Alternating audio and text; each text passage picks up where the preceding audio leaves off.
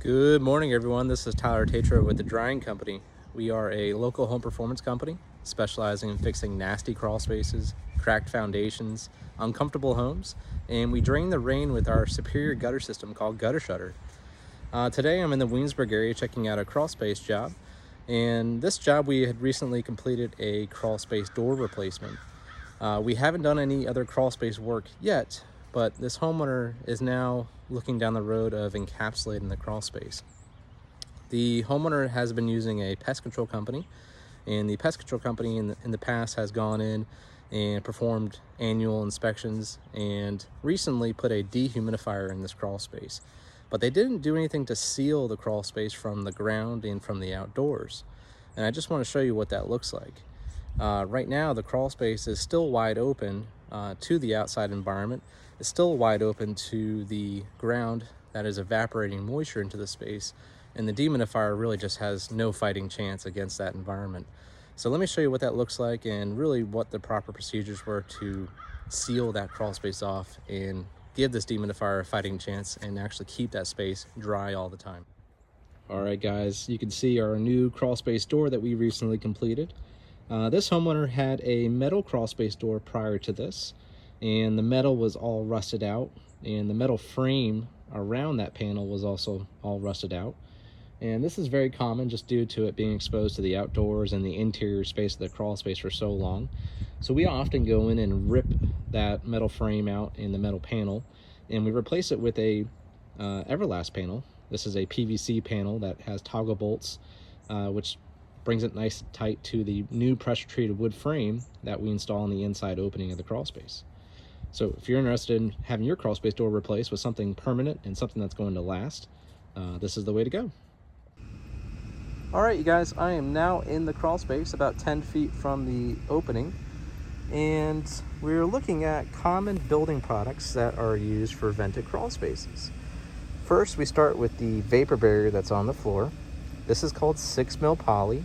It is the thinnest and cheapest plastic available, and is the minimum requirement for a vented crawl space. Code states that we have to lay this plastic down, covering 100% of the crawl space floor, so it goes edge to edge, foundation wall to foundation wall, and we overlap the seams by a minimum of 6 inches. However, this plastic is not required to be sealed. So where we have overlap, so where it touches the edges of the wall, it is not sealed by any means, so ground moisture still has the ability to bypass those areas. Now, the whole idea with plastic or any type of vapor barrier is to suppress moisture into the earth, not allow it to evaporate into the crawl space environment. And you can see that this plastic is somewhat doing this job. Where we have the plastic installed, you can see the condensation forming on the underside of that plastic. So it's trying to keep this ground moisture from evaporating into the crawl space. And it's the middle of January right now, and you can still see that we have ground moisture within the crawl space environment. All right, so next we have our block foundation walls with vents installed. And the vents installed are really to allow outside air to mingle with the crawl space environment. And the whole idea back then, when we came up with installing vents in foundations, was to let outside air push moisture from the space back out to the outdoors. And it really just doesn't happen that way.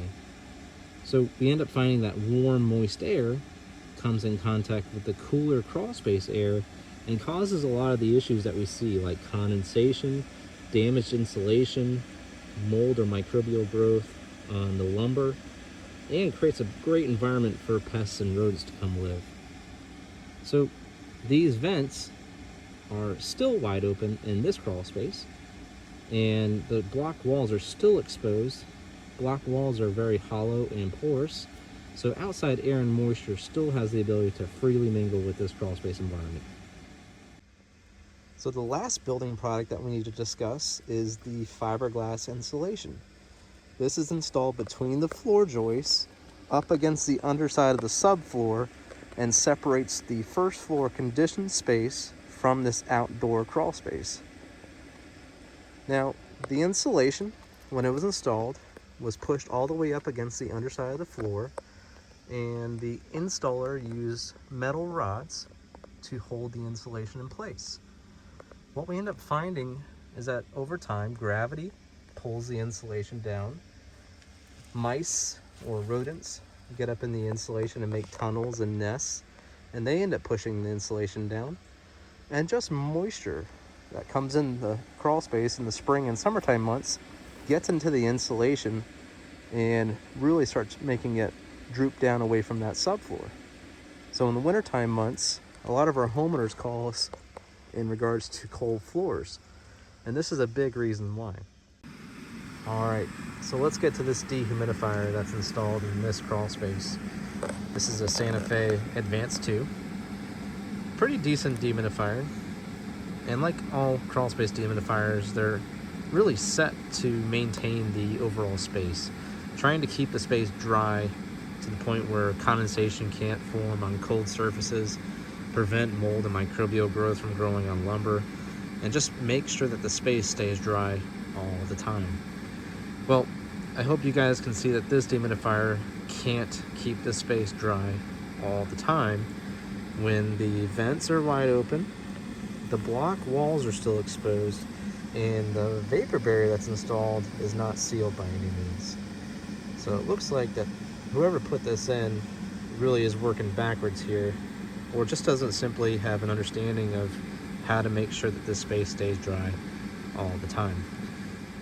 And just so that everybody sees, this dehumidifier is like many dehumidifiers. It has two functions. You can put it on fan on, which runs the fan 100% of the time, or you can put it on fan auto, which makes the fan turn on when the dehumidifier is engaged in drying the air.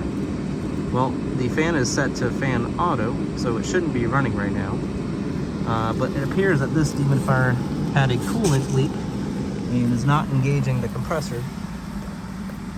So we are basically just dealing with a glorified crawl space fan at this time. All right, guys, well, I made my way out of the crawl space, and I really hope you guys were able to take something away from that short-lived video. Unfortunately, this is a common thing that we run into at the drying company.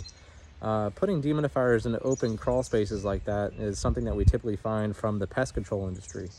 But we really encourage taking the proper steps and procedures to sealing off that crawl space from the ground and from the outdoor environment prior to putting in any type of dehumidification system.